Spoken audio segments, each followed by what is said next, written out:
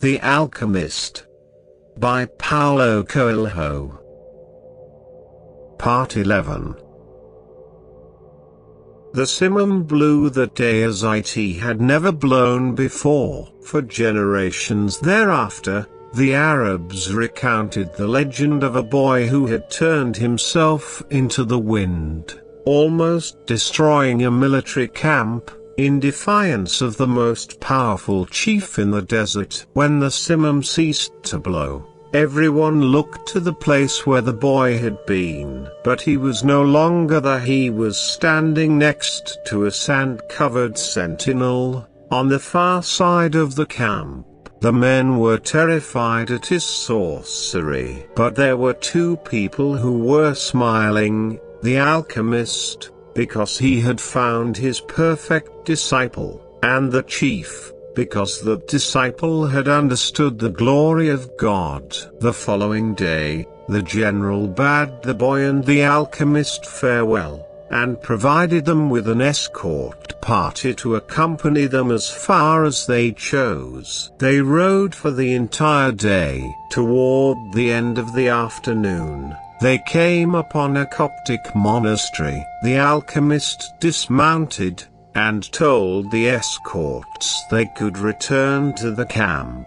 "From here on, you will be alone," the alchemist said. "You are only 3 hours from the pyramids." "Thank you," said the boy. "You taught me the language of the world. I only invoked what you already knew." The alchemist knocked on the gate of the monastery. A monk dressed in black came to the gates. They spoke for a few minutes in the Coptic tongue, and the alchemist bade the boy enter. "I asked him to let me use the kitchen for a while." The alchemist smiled. They went to the kitchen at the back of the monastery. The alchemist lighted the fire, and the monk brought him some lead, which the alchemist placed in an iron pan. When the lead had become liquid, the alchemist took from his pouch the strange yellow egg. He scraped from it a sliver as thin as a hair, wrapped it in wax, and added it to the pan in which the lead had melted. The mixture took on a reddish color, almost the color of blood. The alchemist removed the pan from the fire, and set it aside to cool. As he did so, he talked with the monk about the tribal wars. "I think they're going to last for a long time," he said to the monk. The monk was irritated. The caravans had been stopped at Giza for some time, waiting for the wars to end. "But God's will be done," the monk said. "Exactly," answered the alchemist. When the pan had cooled, the monk and the boy looked at it, dazzled. The lead had dried into the shape of the pan, but it was no longer lead, it was gold. "Will I learn to do that someday?" the boy asked. "This was my personal legend, not yours," the alchemist answered. "But I wanted to show you that it was possible." They returned to the gates of the monastery. There, the alchemist separated the disc into 4 parts. "This is for you," he said, holding one of the parts out to the monk. "It's for your generosity to the pilgrims." "But this payment goes well beyond my generosity," the monk responded. "Don't say that again. Life might be listening, and give you less the next time." The alchemist turned to the boy. "This is for you, to make up for what you gave to the general." The boy was about to say that it was much more than he had given the general, but he kept quiet, because he had heard what the alchemist said to the monk.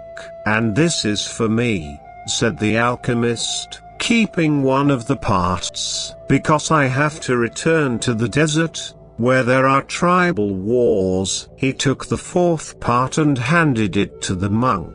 "This is for the boy, if he ever needs it." "But I'm going in search of my treasure," The boy said, "I'm very close to it now, and I'm certain you'll find it." The alchemist said, "Then why this?" "Because you have already lost your savings twice. Once to the thief, and once to the general." I'm an old, superstitious Arab, and I believe in our proverbs. There's one that says, everything that happens once can never happen again, but everything that happens twice will surely happen a third time.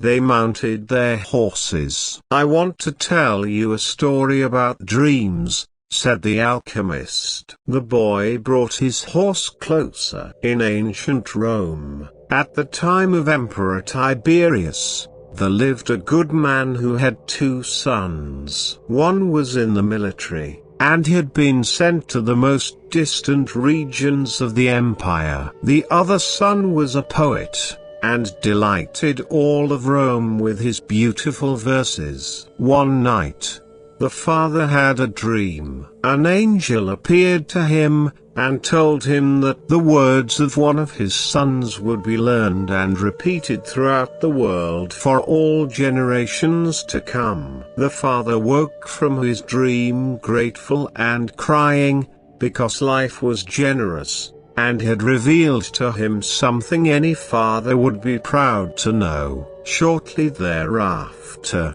the father died as he tried to save a child who was about to be crushed by the wheels of a chariot. Since he had lived his entire life in a manner that was correct and fair, he went directly to heaven, where he met the angel that had appeared in his dream. "You were always a good man," the angel said to him.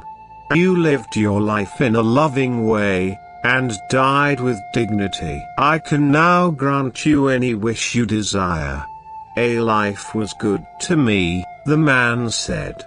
"When you appeared in my dream, I felt that all my efforts had been rewarded, because my son's poems will be read by men for generations to come. I don't want anything for myself, but any father would be proud of the fame achieved by one whom he had cared for as a child, and educated as he grew up. Sometime in the distant future, I would like to see my son's words."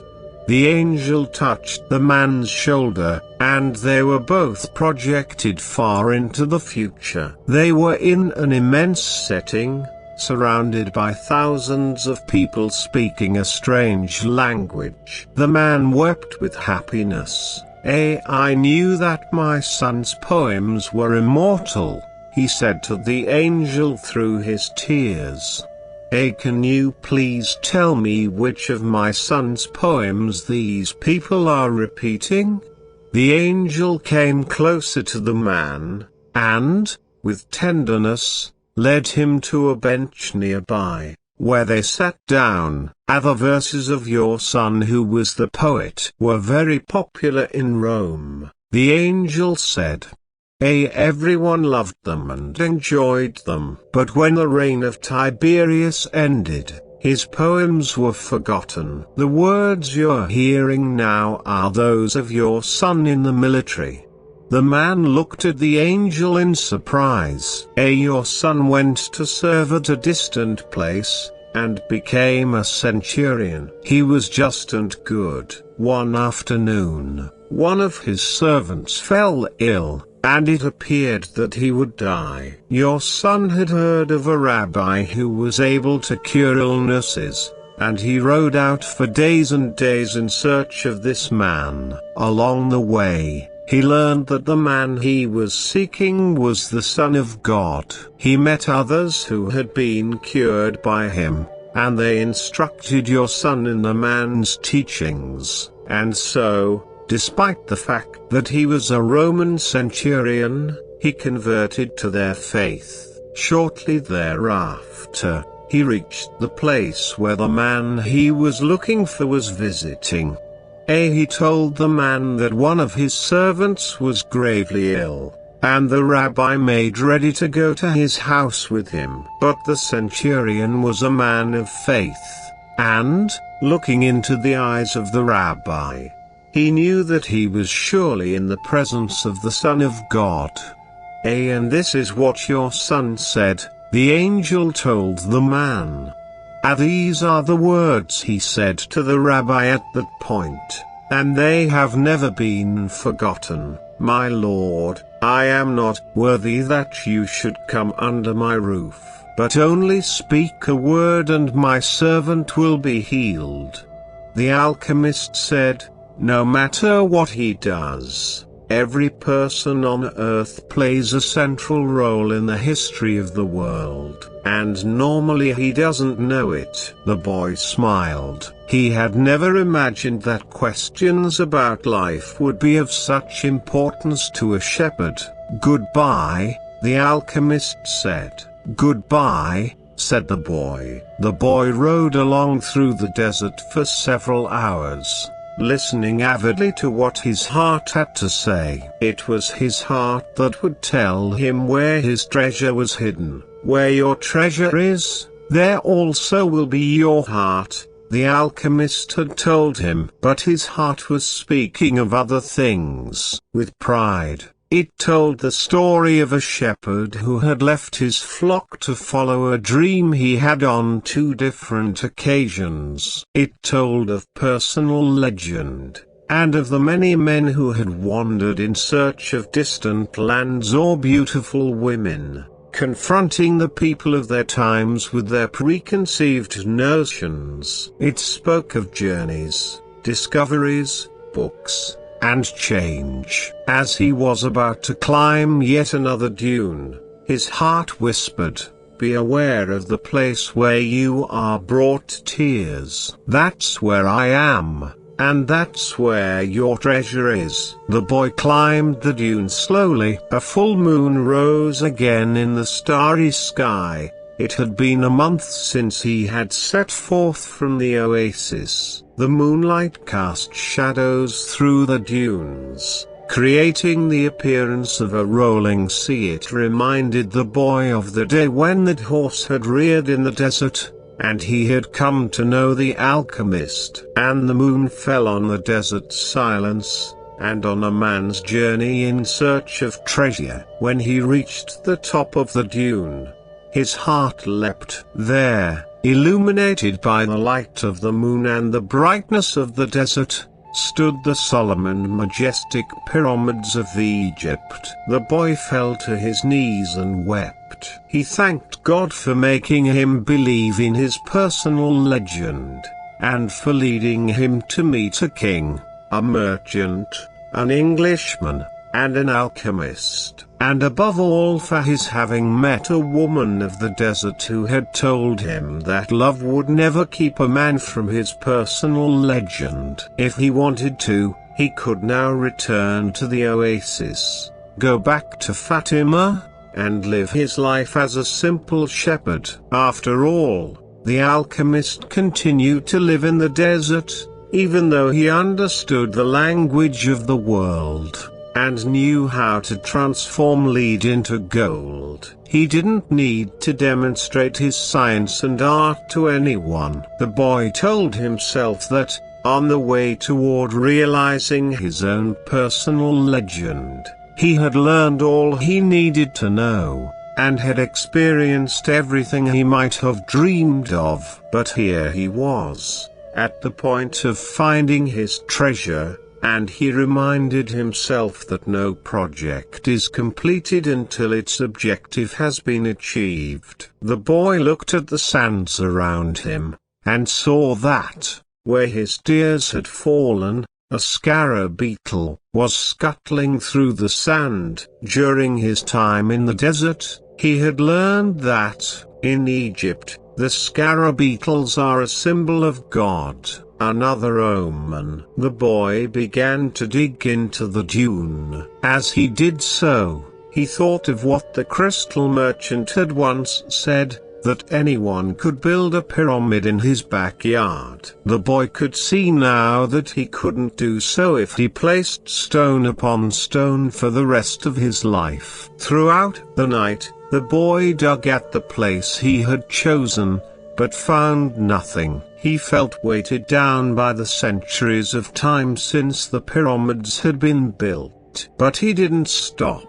He struggled to continue digging as he fought the wind, which often blew the sand back into the excavation. His hands were abraded and exhausted, but he listened to his heart. It had told him to dig where his tears fell. As he was attempting to pull out the rocks he encountered, he heard footsteps. Several figures approached him. Their backs were to the moonlight, and the boy could see neither their eyes nor their faces. "What are you doing here?" one of the figures demanded, because he was terrified.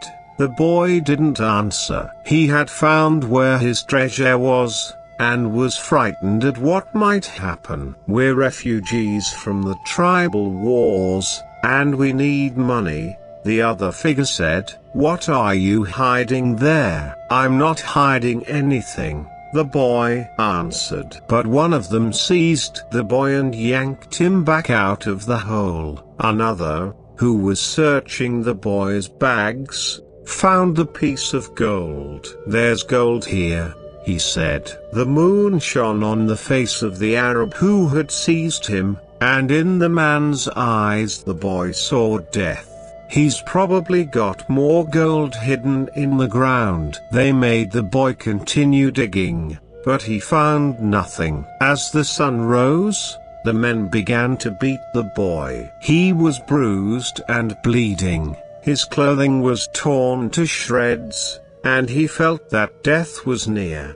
"What good is money to you if you're going to die?" It's not often that money can save someone's life, the alchemist had said. Finally, the boy screamed at the men, "I'm digging for treasure." And, although his mouth was bleeding and swollen, he told his attackers that he had twice dreamed of a treasure hidden near the pyramids of Egypt. The man who appeared to be the leader of the group spoke to one of the others. "Leave him, he doesn't have anything else. He must have stolen this gold." The boy fell to the sand, nearly unconscious. The leader shook him and said, "We're leaving." But before they left, he came back to the boy and said, "You're not going to die. You'll live.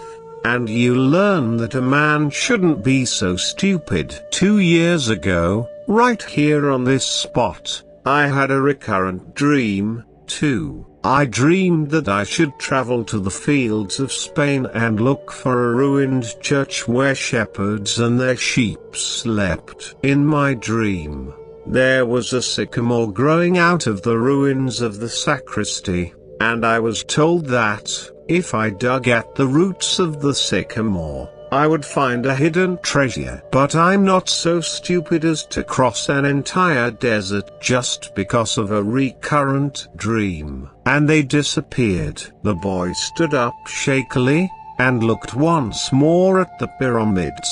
They seemed to laugh at him, and he laughed back, his heart bursting with joy, because now he knew where his treasure was.